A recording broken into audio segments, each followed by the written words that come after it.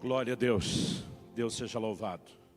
Resolvemos fazer nesse fim de semana especial de Páscoa essas 3 celebrações, hoje à noite, amanhã, sábado à noite e também no domingo, teremos as nossas 2 reuniões, às 10 da manhã, às 18, e no domingo as ministrações serão as mesmas, e nós teremos então nesse fim de semana uma série de ministrações sobre a Páscoa. Eu quero dividir o assunto em 3 partes distintas. Em primeiro lugar, começaremos hoje mostrando que a Páscoa aponta para Jesus e como todo o cumprimento da tipologia dessa festa judaica do Velho Testamento converge em Jesus. Amanhã à noite, nós vamos falar dos benefícios da Páscoa, não a Páscoa do Velho Testamento, mas o verdadeiro cumprimento dela em Cristo Jesus, o que isso trouxe para as nossas vidas, o que isso liberou para as nossas vidas. Mas, no domingo, teremos a nossa 3ª palavra concluindo a série, então nós vamos explorar o entendimento bíblico de como celebrar essa festa no nosso tempo, nos dias de hoje. Cada uma das palavras tem começo, meio e fim, para quem não pode pegar a série toda, mas as 3 palavras combinadas vão trazer um entendimento muito maior, ampliado, daquilo que Deus quer fazer nas nossas vidas, e eu tenho certeza que isso vai abençoar você. Quero encorajá-lo nesse tempo a não apenas estar assistindo os cultos ou reuniões, mas celebrando a Deus conosco de coração, vibrando, não apenas um assunto que a gente pode dizer importante, ele é central, ele é vital nas Escrituras, e eu tenho certeza que o seu coração será profundamente ministrado pelo Senhor à medida que você se abre para a ação do Espírito Santo. Nós vamos começar a partir de uma declaração do apóstolo Paulo, que se encontra em 1 Coríntios, no capítulo 5, e nós vamos ler a partir do versículo 6 até o versículo 8. Primeira carta de Paulo aos Coríntios, capítulo 5, de 6 a 8. O texto sagrado diz assim: não é bom esse orgulho que vocês têm. Por acaso vocês não sabem que um pouco de fermento leveda a massa toda? Joguem fora o velho fermento, para que vocês sejam nova massa, como de fato já são sem fermento. Pois também Cristo, nosso Cordeiro Pascal, foi sacrificado. Por isso, celebremos a festa não com o velho fermento, nem com o fermento do mal e da maldade, mas com o pão sem fermento, o pão da sinceridade e da verdade. Para que você entenda a declaração que o apóstolo Paulo está fazendo aqui a respeito de lançar fora o fermento, de ser pão sem fermento, você precisa entender a Páscoa como um todo, na forma como ela era Você precisa entender a Páscoa como um todo, na forma como ela era celebrada no Velho Testamento. Depois da festa de Páscoa, que era uma ceia, com toda uma alimentação determinada por Deus, nós vamos ver, eles comiam pão, ervas amargas, o cordeiro. Depois dessa ceia, iniciava-se 7 dias de festa, de celebração, que era chamada a festa dos pães asmos, dos pães sem fermentos. Essa festa não pode ser desassociada da Páscoa. Ela era, na verdade, a extensão, a celebração da própria Páscoa.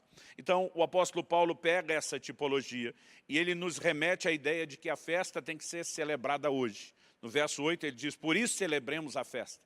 No entanto, ele mostra que a celebração dessa festa hoje, ela não é uma repetição literal daquilo que eles faziam no Velho Testamento, e nós vamos explicar por quê.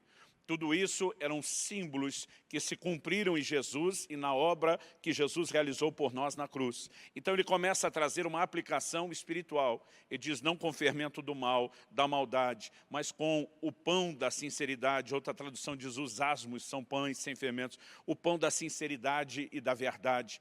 Mas o que é importante destacar é que no versículo 7, ele chama Jesus de o nosso Cordeiro Pascal. Ele diz, Cristo, nosso Cordeiro Pascal, foi sacrificado.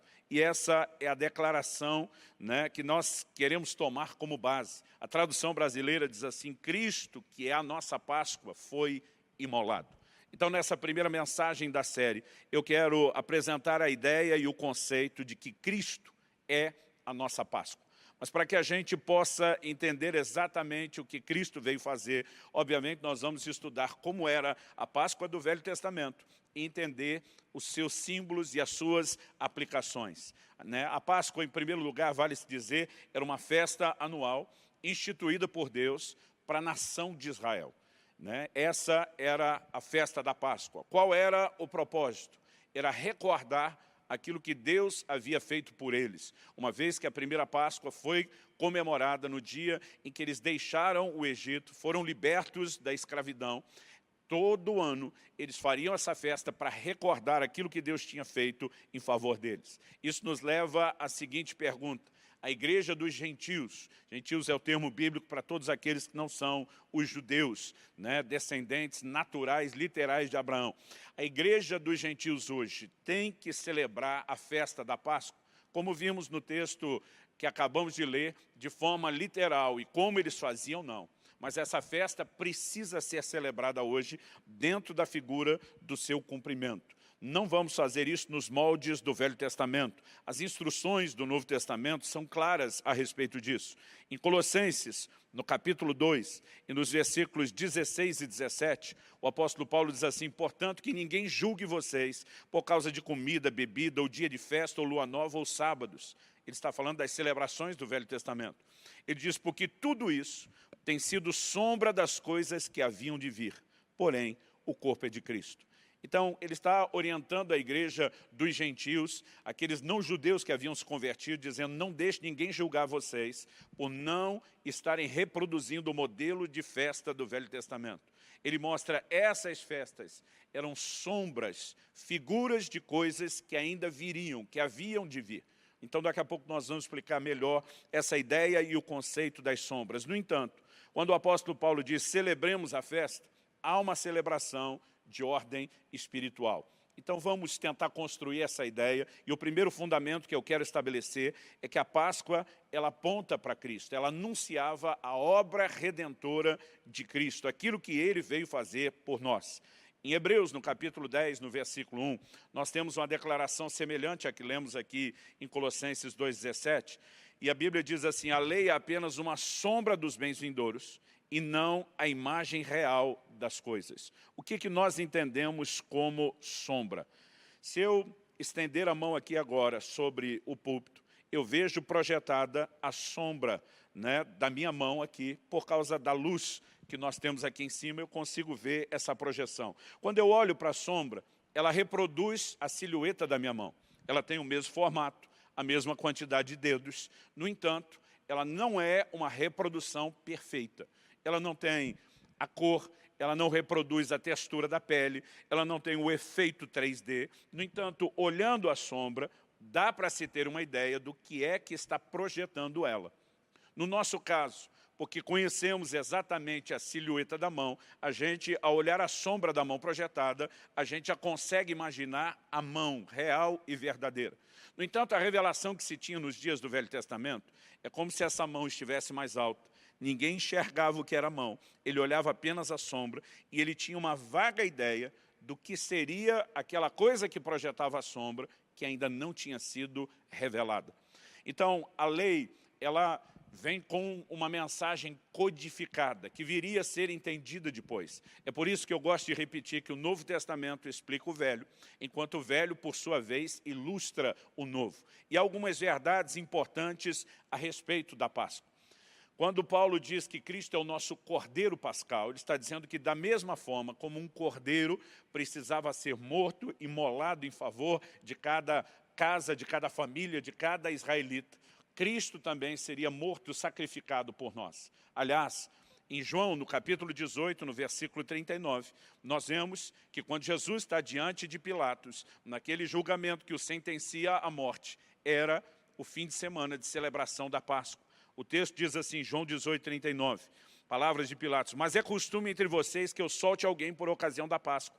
Vocês querem que eu lhes solte o rei dos judeus? E aqui ele está se referindo a Jesus. Então, o próprio fato da morte e o sacrifício de Jesus acontecer na Páscoa não foi coincidência, né? Isso tudo é parte de um plano muito bem elaborado da parte de Deus. E nós precisamos entender que não apenas em relação à Páscoa, mas em toda a Bíblia, nós temos um elemento que na teologia chamamos de convergência bíblica. Significa o quê? Que tudo aponta para Jesus. Em João, no capítulo 5, no versículo 39, o próprio Jesus diz: vocês examinam as Escrituras porque julgam ter nelas a vida eterna. E são elas mesmas que testificam de mim. Jesus está dizendo, as Escrituras testificam de mim. Toda a Bíblia aponta para Cristo, converge para Cristo. Então não importa quais sejam os eventos que nós tenhamos, uma construção do tabernáculo com toda a orientação que Deus dá a Moisés, toda aquela tipologia aponta para Jesus e para a obra de Cristo. Em João, no capítulo 3, no versículo 14, o próprio Jesus diz assim: assim como Moisés levantou a serpente no deserto, importa que o Filho do Homem seja levantado. Ele está estabelecendo uma figura. O povo estava sendo assolado por uma maldição. Nós lemos em Números 21 a respeito das serpentes abrasadoras que entram no arraial de Israel. Enquanto eles estão angustiados por aquela maldição e clamam a Deus, Deus dá um direcionamento e manda Moisés levantar uma serpente de bronze numa haste, né? Ele levanta um símbolo da maldição que assolava o povo naquela haste. E a ordem é dada da parte de Deus: todo aquele que, quando for picado por uma dessas serpentes, olhar para a serpente de bronze, ele vai viver. Mas se não olhar, não vai viver. Qual é o paralelo que nós temos disso com a obra de Jesus? Havia uma maldição assolando a humanidade muito pior do que a das serpentes, que era o pecado. A Bíblia diz que Jesus foi feito pecado por nós, em nosso lugar, julgado pela nossa culpa. Ele morre como um criminoso. E quando essa morte de Jesus é consumada, a Bíblia está dizendo que todo aquele de nós, afetado pela maldição do pecado, que olha para a cruz e para a obra de Cristo, ele pode receber o antídoto. Mas aquele que não olha e não reconhece o que Jesus fez, não poderá receber intervenção. Esse é um de muitos exemplos que podemos dar, de como tudo nas Escrituras, né, apontam para Jesus, para a obra de Cristo, e há uma convergência clara. Então, a primeira coisa a entendermos, né, é esse paralelo entre a Páscoa e a obra de Jesus na cruz. Nós vamos explorar aqui um pouco os elementos, né, dos detalhes a respeito do Cordeiro, mostrando como isso se encaixa na pessoa de Jesus. Mas antes de explorar essa ideia, que vai ser o meu segundo ponto, eu quero construir o paralelo da redenção. Então, vamos observar o que aconteceu na celebração de Páscoa. Êxodo capítulo 12 nos mostra que a primeira celebração de Páscoa acontece na noite em que os israelitas deixam o Egito e dessa forma eles saem debaixo do jugo da escravidão de Faraó. Qual o paralelo que nós temos? Por meio de Cristo, nós também fomos libertos da escravidão, nós também estávamos debaixo de um tirano que nos oprimia. Eles, os israelitas, debaixo do jugo de Faraó. Nós, espiritualmente falando, debaixo do jugo de Satanás.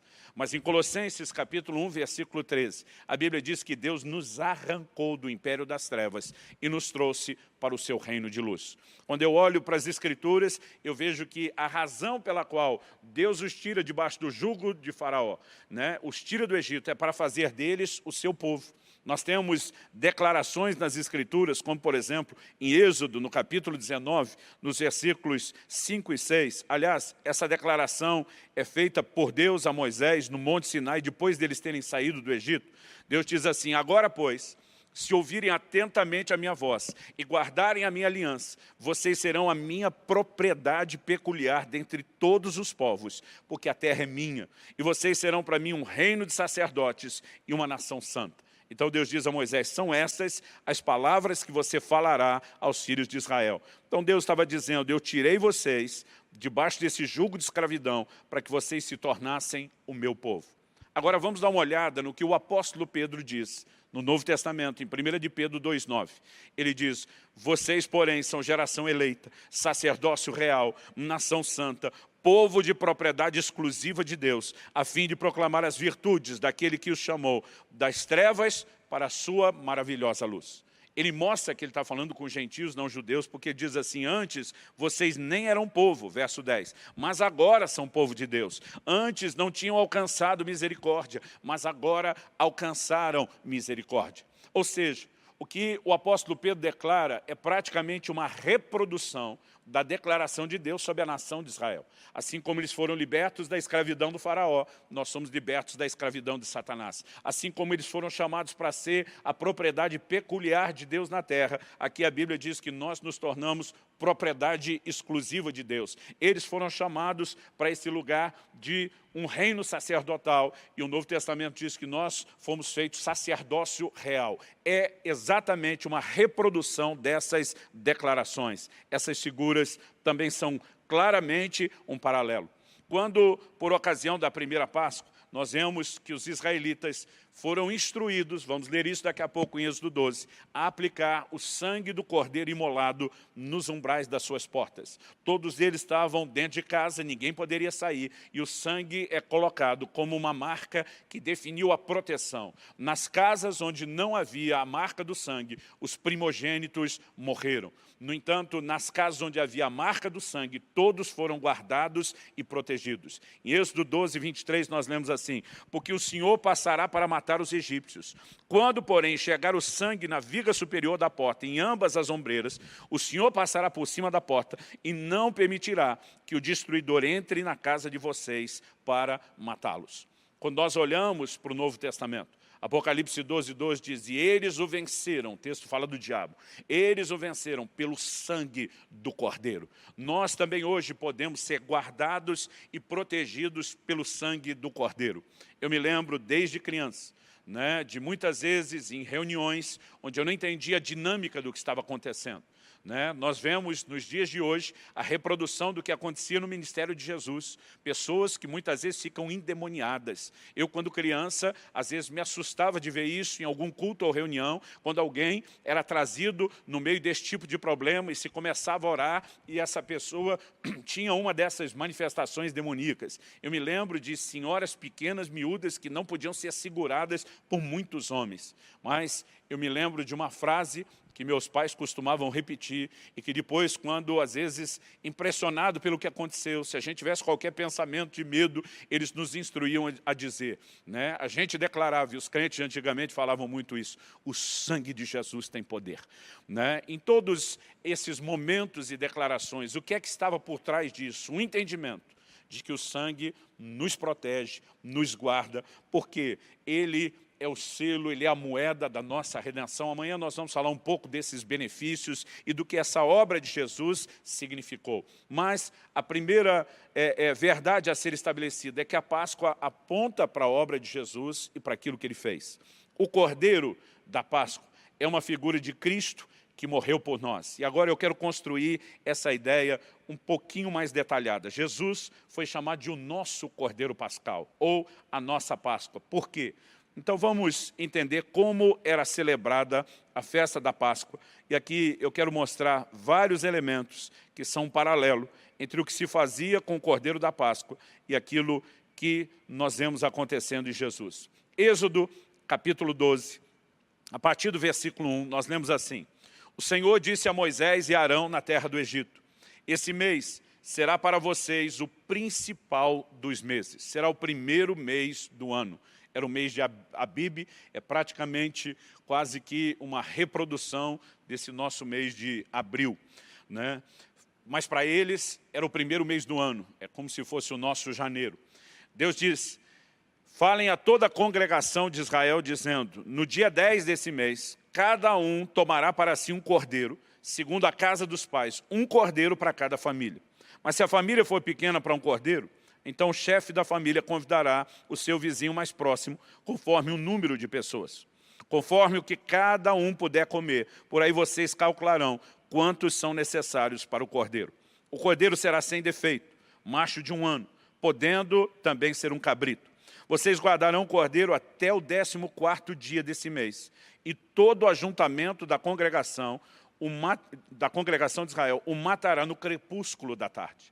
Então havia dia e hora para que o sacrifício acontecesse. Pegarão um pouco do sangue e o passarão nas 2 ombreiras e na viga superior da porta, nas casas em que comerem.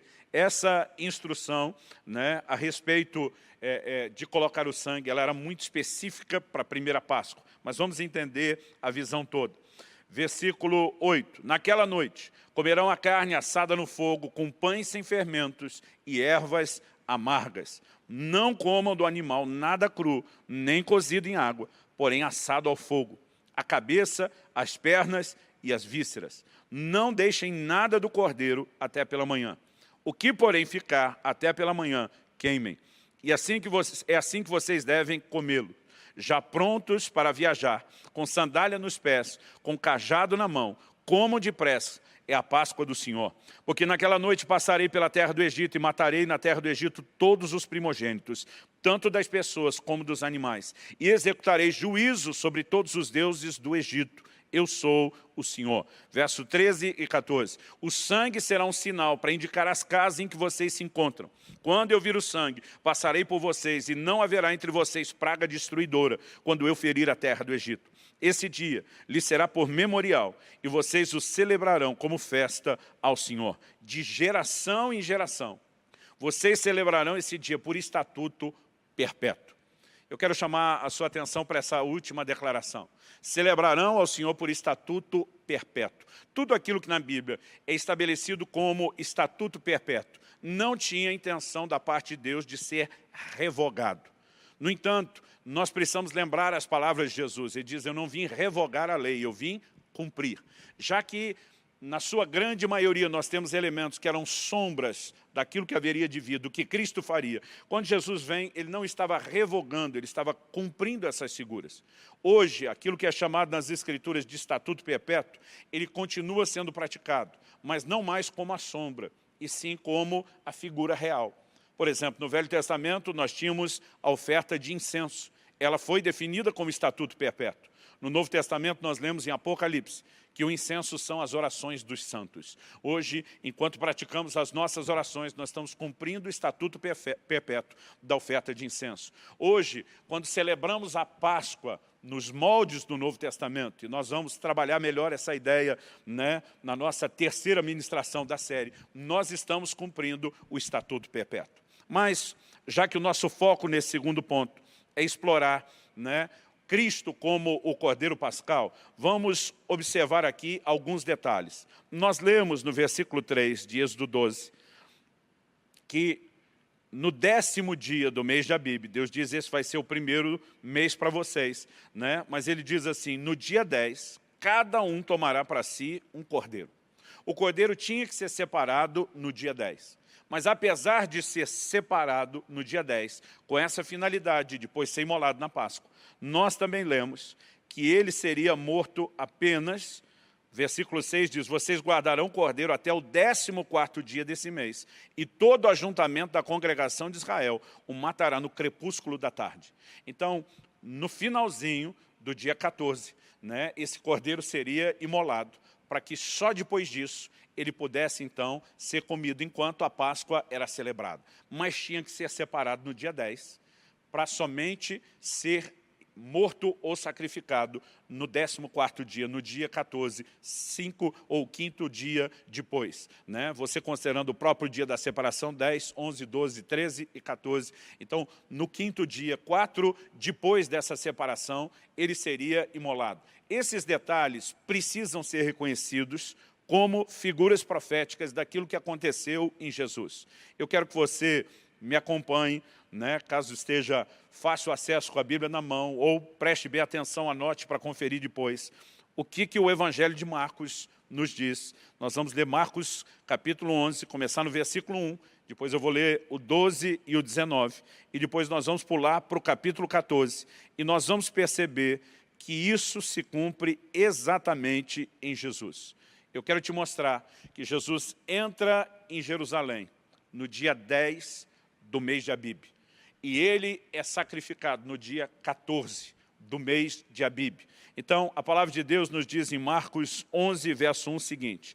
Quando se aproximavam de Jerusalém, e se você ler o texto todo, você vê que esse é o momento onde Jesus entra em Jerusalém, né, para ali morrer.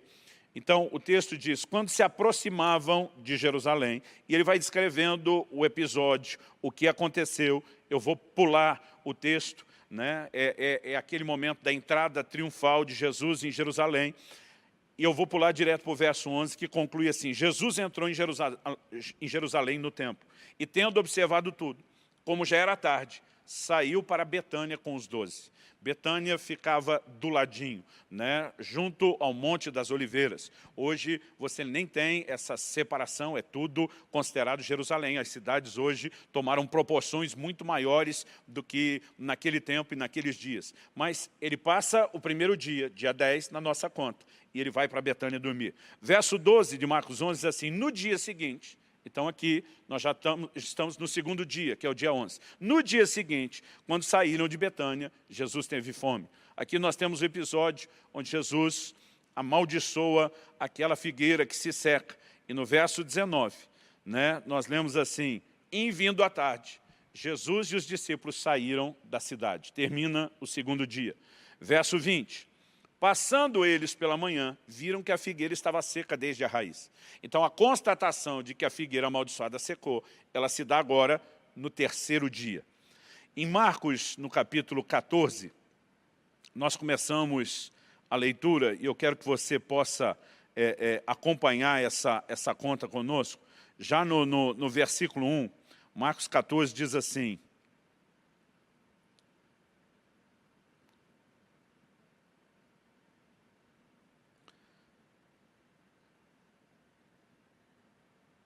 acabei pulando para o 15, Marcos 14, 1. 2 dias depois, então agora nós temos o terceiro dia. 2 dias depois, seria celebrada a Páscoa e a festa dos pães sem fermentos. Então, a conta que nós temos, e obviamente você pode ler com calma toda a descrição do Evangelho e ver que nós não estamos pulando em um dia, mas por conta do tempo a gente está resumindo.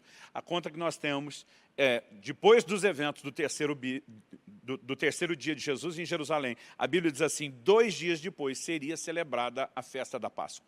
Então Jesus entra no dia 10, 11, 12, nós temos eventos que já antecipam a descrição de que seriam em 2 dias a Páscoa, o 14º dia ou 5º dia de Jesus em Jerusalém. E esse é o momento onde ele é morto. Essas figuras, elas são muito importantes quando você olha a perspectiva do cumprimento das profecias. São centenas e centenas e centenas de profecias se cumprindo em Jesus, que provam que ele era o Messias esperado. Um outro detalhe a ser também destacado é que esse cordeiro tinha que ser sem defeito. Ele não podia ser um animal que tivesse nenhum tipo de defeito.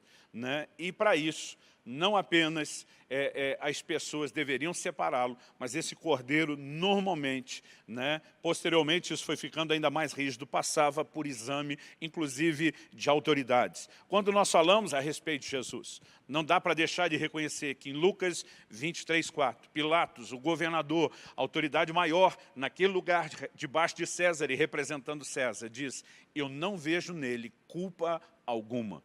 Jesus é apresentado também como esse cordeiro que não tinha defeito algum. O interessante é que nós também lemos no verso 6 de Êxodo 12, que não só ele tinha que ser morto no 14º dia, mas a hora que ia se aproximando o final da tarde, o crepúsculo.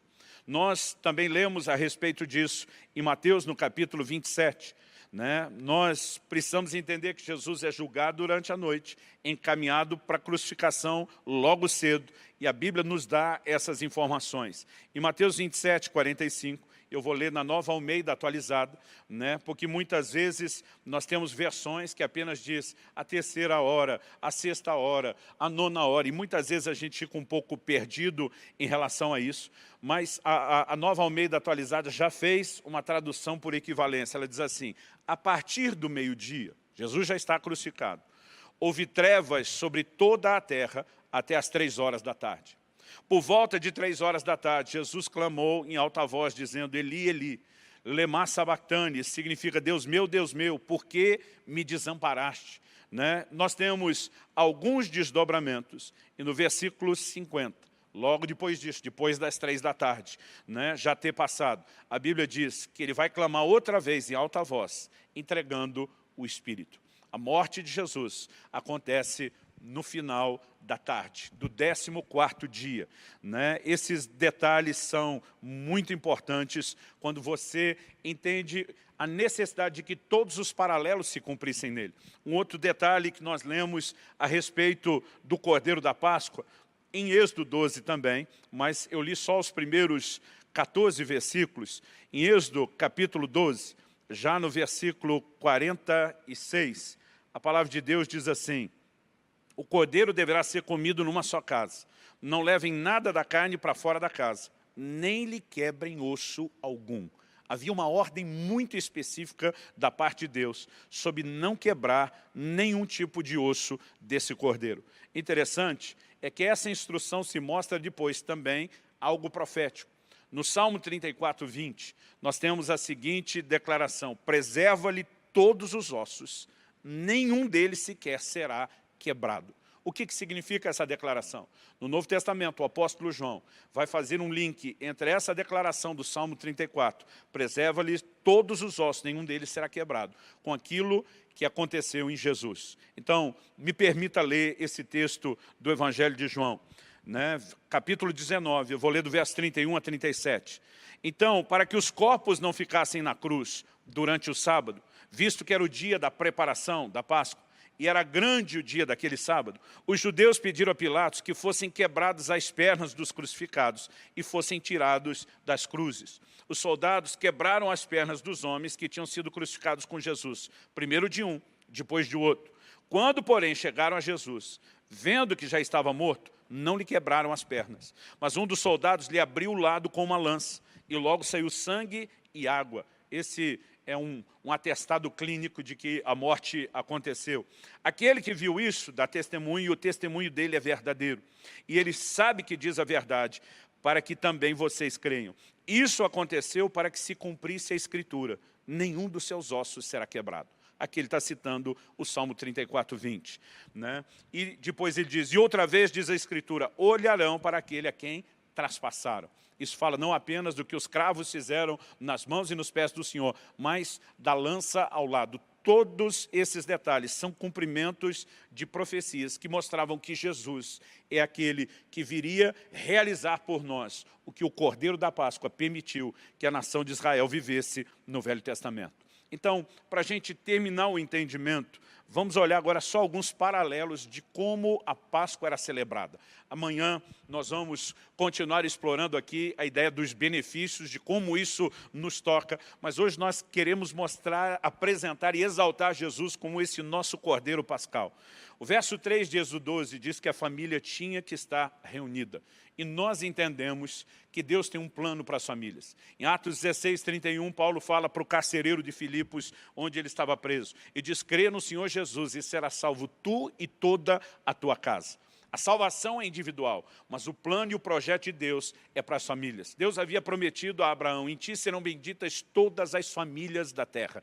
E a obra de Jesus visa cada indivíduo.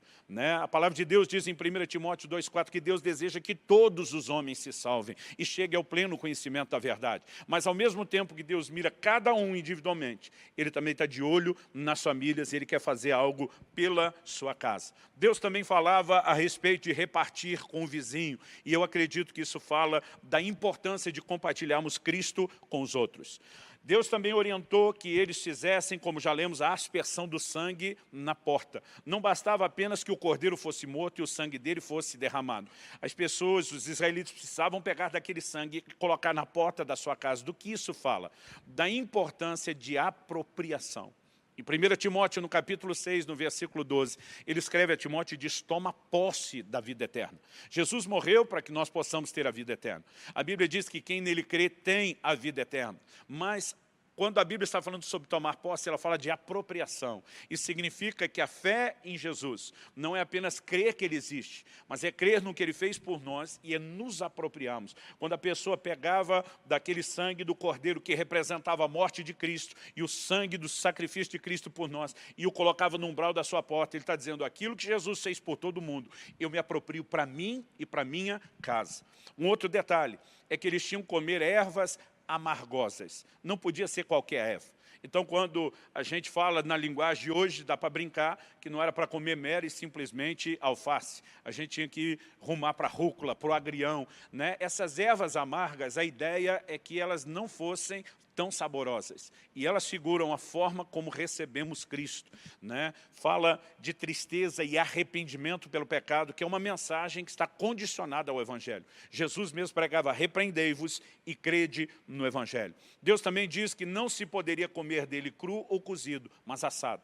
Em outras palavras, Deus está dizendo: se você quer participar do Cordeiro da Páscoa, tem que ser do meu jeito e não do seu, né? Deus estabelece qual era o padrão e isso era inegociável. Digo isso porque hoje em dia as pessoas querem crer em Jesus à sua maneira. Nós precisamos entender a maneira de Deus, a maneira bíblica, a forma como isso nos é apresentado. Tem gente que quer crer em Jesus e continuar na vida de pecado, pela qual Jesus veio morrer para resgatá-lo, não faz o menor sentido. Então, o cordeiro ele tinha que ser comido, né, desfrutado da forma correta, e há um padrão ao qual eu e você temos que nos ajustar. Interessante que Deus fala de comer partes do cordeiro, que normalmente a gente não empolgaria num churrasco. Ele fala sobre a cabeça, sobre as pernas e as entranhas. Isso está no versículo 9 de Êxodo 12. Mas o interessante é que isso também tem uma aplicação simbólica.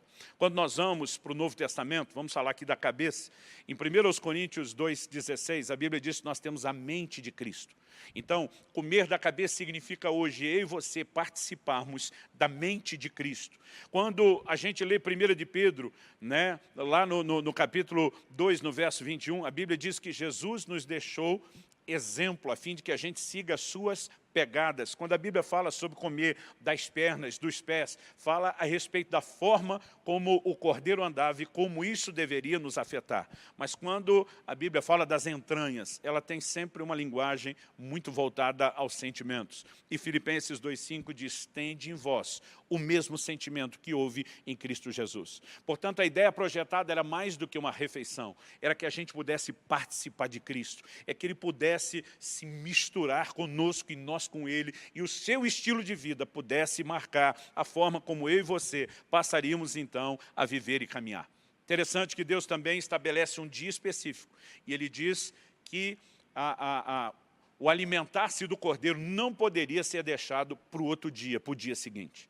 Isso também me chama a atenção. Eu tenho visto muitas vezes, quando falamos de Jesus, e muitas vezes aquelas pessoas estão convencidas da importância de quem é Jesus, do que Ele fez, mas muitas vezes, porque não querem deixar de lado os pecados, eles protelam uma decisão. Não, um dia eu vou me converter, um dia eu vou deixar Jesus entrar. A mensagem bíblica sempre é: não deixe para o dia seguinte. No Novo Testamento nós temos duas declarações, né? Uma delas, em 2 Coríntios, no capítulo 6, no versículo 2, que diz que hoje é o tempo da salvação, né? E a outra, em Hebreus 3,15, diz: se hoje ouvides a sua voz, não endureça o coração. Qual é o dia ou o tempo da salvação? Deus trata sempre hoje, Ele nunca deixa para amanhã. E eu quero trazer uma palavra ao seu coração. Você que tem protelado a sua decisão, né, de se entregar a Cristo, de se converter a Cristo, você não deveria fazer isso. Em primeiro lugar, você não sabe quanto tempo de vida tem e quando a sua janela de tempo vai terminar.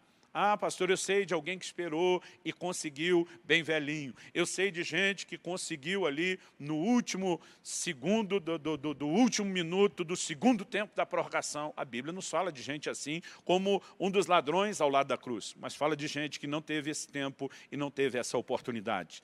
Não deixe para depois, hoje. O dia de participar do Cordeiro é hoje, é agora. E o verso 11... conclui dizendo, e aqui eu quero encerrar a ideia desse paralelo, que eles tinham que estar prontos para a jornada. Já tinham que participar da ceia com sandália no pé, com cajado na mão. Deus diz: todo mundo pronto e arrumado, porque depois da Páscoa começa uma jornada, começa uma peregrinação. E aí nós vamos ler de toda uma viagem que eles têm, rumo a uma terra prometida. A palavra de Deus também nos apresenta esse paralelo. Em 1 de Pedro, no capítulo 1, no versículo 17, a Bíblia diz exatamente assim: vivam em temor durante o tempo da peregrinação de vocês. A jornada da vida cristã é comparada à peregrinação, assim como aconteceu com eles. Aliás, nós temos um clássico, né, da literatura cristã de John Bunyan, chamado O Peregrino. Né? Isso me abençoou muito quando era criança. Ele vai traçando paralelos de uma jornada e uma caminhada, e a fé cristã é comparada a isso.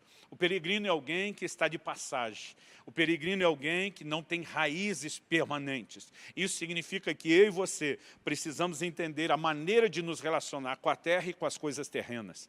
A Bíblia nos apresenta a necessidade de estarmos conectados com o céu, o lugar da nossa jornada. Isso não significa que nós não estamos preocupados com a terra, isso significa que nós não estamos presos a ela. E temos o foco de que estamos aqui apenas de passagem. E precisamos ser movidos pela eternidade e por aquilo que nos aguarda. Ou seja, quando olhamos para os detalhes da Páscoa, e aqui eu concluo, nós precisamos entender que em toda essa tipologia, nesses detalhes estabelecidos por Deus, Deus estava falando exatamente do que Jesus iria fazer por nós, da importância de como nós deveríamos recebê-lo, né? Participar dele, participar do Cordeiro de Jesus e a maneira como então passaríamos a viver a nossa caminhada.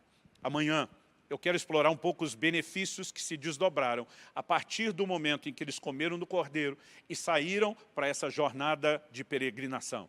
E depois, no domingo, nós vamos encerrar falando, né, da festa dos pães asmos e do que se seguia, o que era o pós-Páscoa, o que é que Deus esperava como celebração de quem tinha entendido e sido beneficiado pela Páscoa. Mas, nesse momento de conclusão, eu quero ler um último texto e depois nós vamos orar juntos. Lucas, capítulo 22, a partir do versículo 14, nos dá um dado e uma informação importante e interessante para aquilo que nós vamos construir nas próximas palavras. O texto nos diz o seguinte: chegada a hora, Jesus se pôs à mesa. Deixa eu fazer um parênteses aqui, estamos falando da última ceia, né, na noite anterior à Páscoa. Chegada a hora, Jesus se pôs à mesa e os apóstolos estavam com ele. Então Jesus lhes disse: tenho desejado ansiosamente comer essa Páscoa com vocês antes do meu sofrimento. Pois eu lhes digo que nunca mais a comerei, até que ela se cumpra no reino de Deus. E pegando um cálice, depois de ter dado graças, disse: peguem e repartam entre vocês. Pois eu digo a vocês que de agora em diante não mais beberei do fruto da videira, até que venha o reino de Deus. E pegando um pão, tendo dado graça, o partiu e lhes deu, dizendo: isso é o meu corpo, que é dado por vocês. Façam isso em memória de mim. Do mesmo modo, depois da ceia, pegou o cálice, dizendo: esse cálice é a nova aliança no meu sangue, derramado por vocês.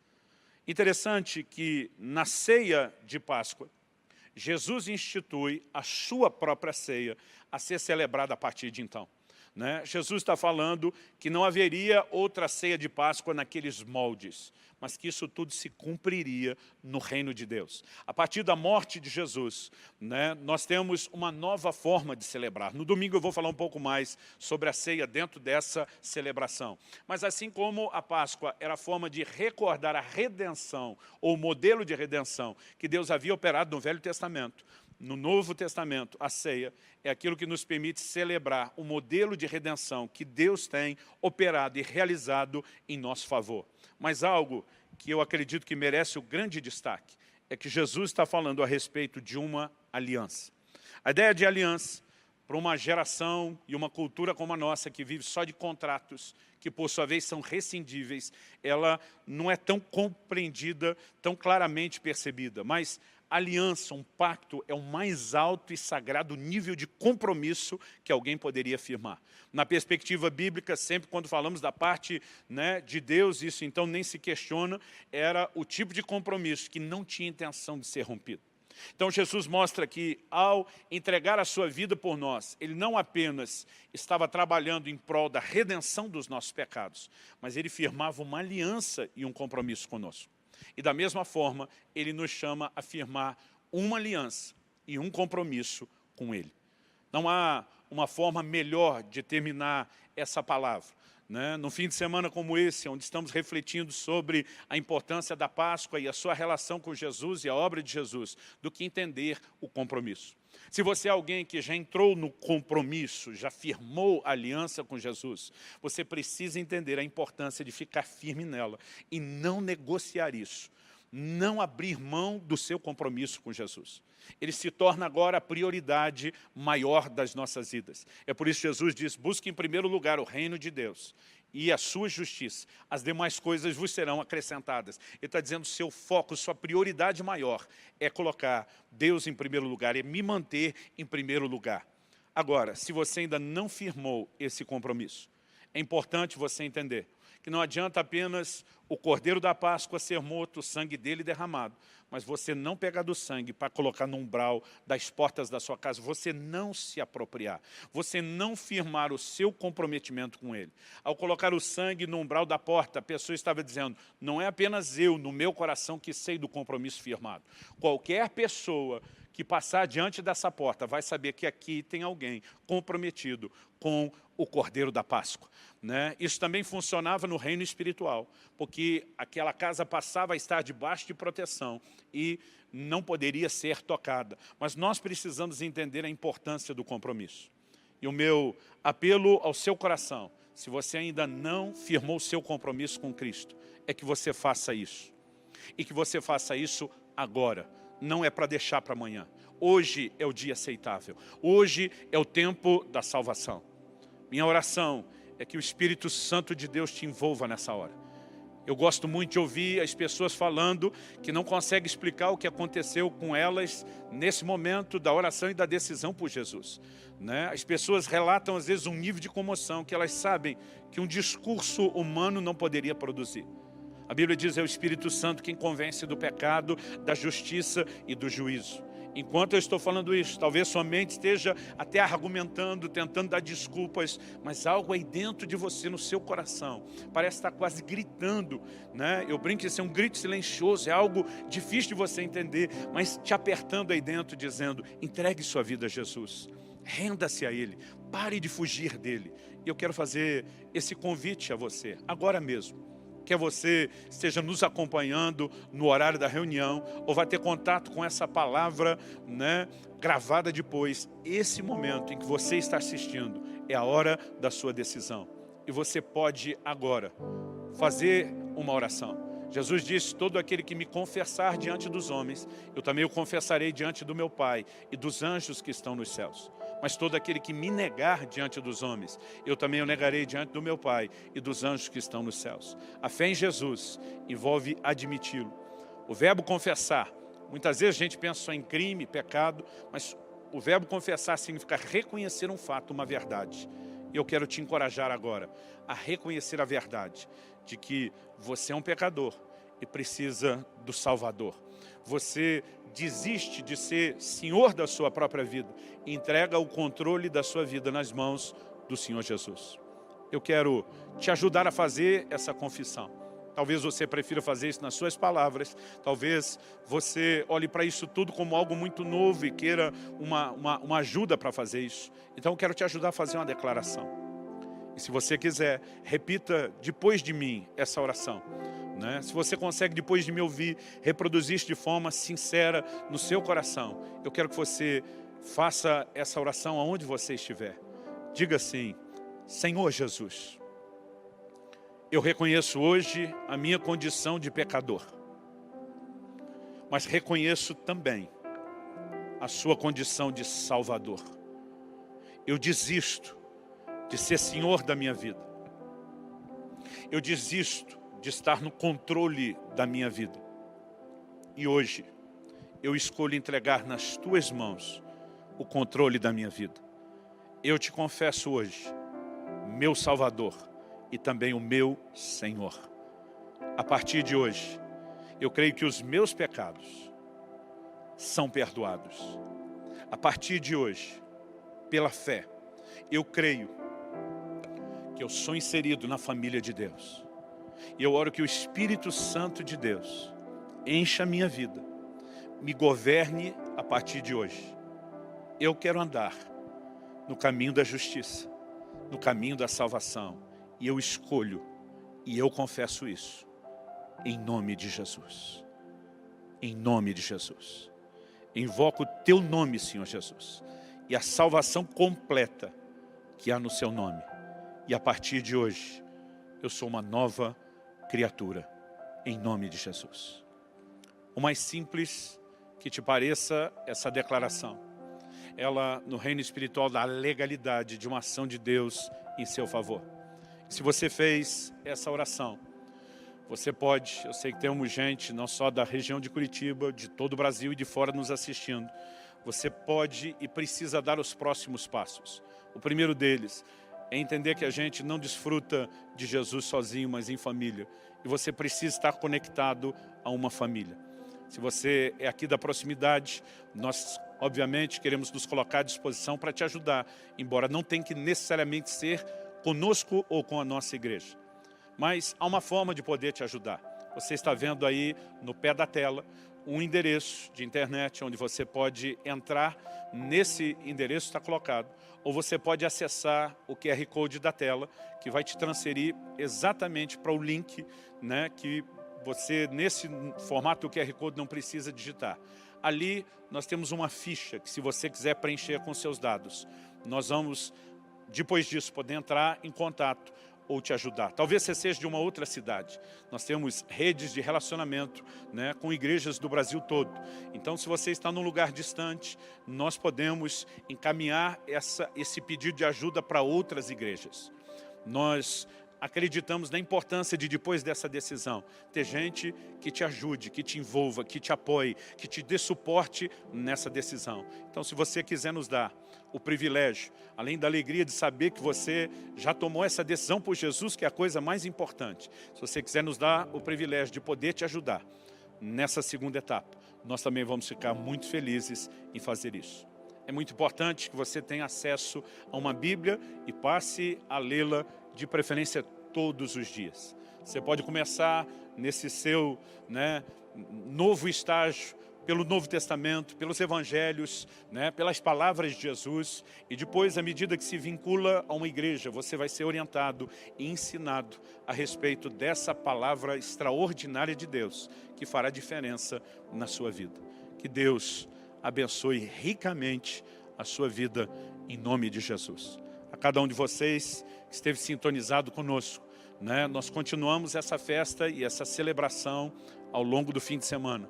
Sábado, né, às 20 horas, domingo, às 10 e às 18. A palavra domingo será a mesma, estamos apenas atendendo públicos diferentes, em horários distintos, e nós vamos então encerrar essa série, né, de Páscoa, apontando para Cristo, a esperança viva.